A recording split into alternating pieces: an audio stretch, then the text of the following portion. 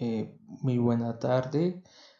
Vamos a desarrollar el taller de práctica de la materia Pensamiento Lógico, cuyo docente es Carlos Andrés Agudelo González, de la Universidad Católica del Norte. Quien les habla es Ángel Mauricio Zanabria, quien estudia Ingeniería Informática de la Universidad Católica del Norte. Y el video de hoy es el video realizado el día de hoy, 9 de noviembre de 2020. Escogimos la opción de la primera, que es sustentar uno de los talleres. Escogí sustentar el taller 1 y para resolverlo me basé en el libro Introducción a la Teoría de Conjuntos de José de María Muñoz de Quevedo, porque fue recomendado por un amigo debido a que pues él me dijo, me lo prestó y pude aprender un poco de la materia. Entonces pues me pareció que era muy sencillo. Entonces esa es la fuente que usé para desarrollar este taller. Entonces, Muñoz afirma, ¿cierto? Según parafraseando, Muñoz dice, las proposiciones son aquellas afirmaciones de las cuales se tiene que afirmar las que son verdaderas o falsas. Sin embargo, en español hay expresiones que no tienen esta característica. En otras palabras, es lo mismo que decir que expresión con sentido completo. ¿Esto qué quiere decir? Que en español hay afirmaciones que usted puede hacer y tengan sentido, pero en matemáticas estas no son consideradas proposiciones. Solo podemos aceptar a proposiciones en matemáticas las que tienen sentido de decir verdadero o falso. Esto se cita para hacer el primer punto de mi taller, que dice que si la expresión que está ahí es una proposición. Entonces la respuesta sí es una proposición debido a lo que dice Muñoz, ya que yo puedo poner esta afirmación en un contexto matemático. Por ejemplo, en el conjunto de los números naturales, donde yo tengo que 3 es menor que 4, pero aquí estoy afirmando que 4 es menor que 3, lo cual en ese lugar, en ese referente, esa proposición no es verdadera, es falsa. Pero yo acabo de decir que es falsa, por lo tanto es una proposición. Ahora bien, sigo, entonces ahora voy a afirmar Muñoz, entonces dice que es costumbre en matemáticas usar este símbolo para denotar la conjunción, ¿sí? Y además podemos afirmar que esta conjunción, ¿sí?, es verdadera siempre y cuando los valores de P y Q ambos sean verdaderos. Eso lo dice Muñoz. Ahora bien, ¿eso para qué? Porque aquí dice, suponga que la proposición P representa la proposición me gustan las frutas, Q a la que no me gusta el cereal, R a la que no sé preparar el omelette. Entonces me dice, la traduzca la proposición en palabras. Entonces yo escogí P, mocito Q, que significa I. Entonces solamente era volver a escribir, sustituir. Entonces sustituyo P por me gustan las frutas. Este monacho habíamos dicho, según Muñoz, que denota la letra I. Y Q era no me gusta el cereal.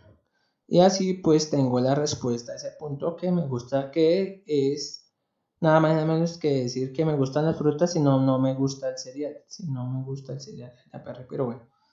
Eh, bueno, ahora pues, otro punto que escogí fue, suponga que A es una proposición verdadera y B es una proposición falsa, y si es una proposición falsa y B es una proposición verdadera, determine cuál proposición es verdadera o falsa.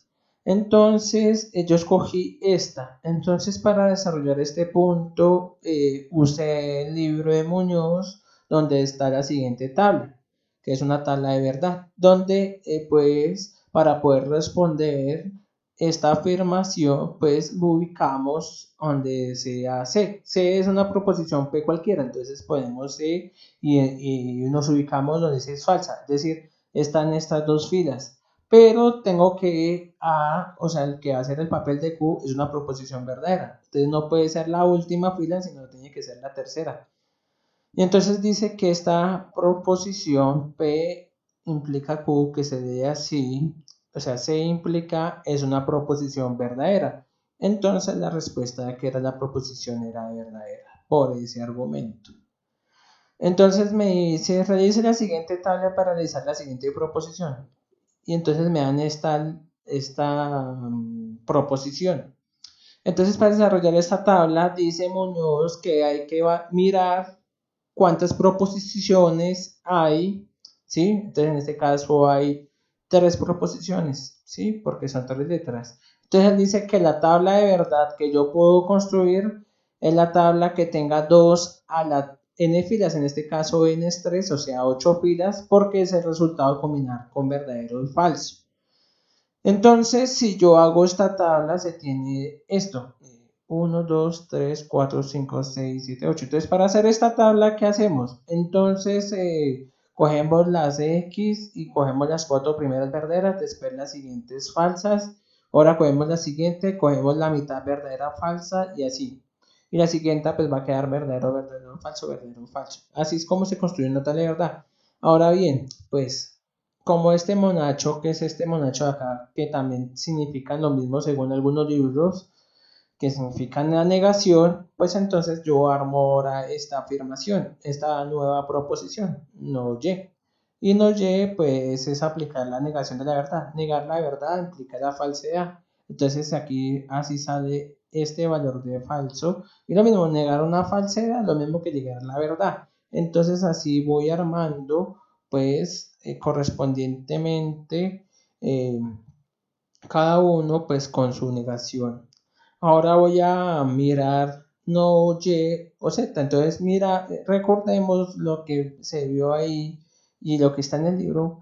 Y es que la tabla de verdad para este símbolo cuya eh, significado es el O, entonces dice que el O es verdadero cuando ambas afirmaciones o proposiciones son falsas. Entonces, de lo contrario va a ser verdad, se lo resume la tabla.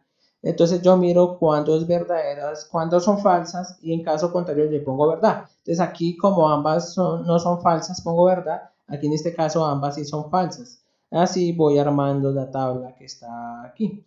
Después hago el mismo truco, ya que tengo esta, es decir, el primer paréntesis de esta proposición, ahora lo que me falta es compararlo con la X. Entonces miro esta con respecto a esta y hago el mismo truco. Entonces miro verdadero, verdadero, entonces me da verdadero, verdadero, falso, falso, verdadero y verdadero, verdadero. Pero acá dicen que es falso. Y ya con eso pues tengo la tabla de verdad ya hecha.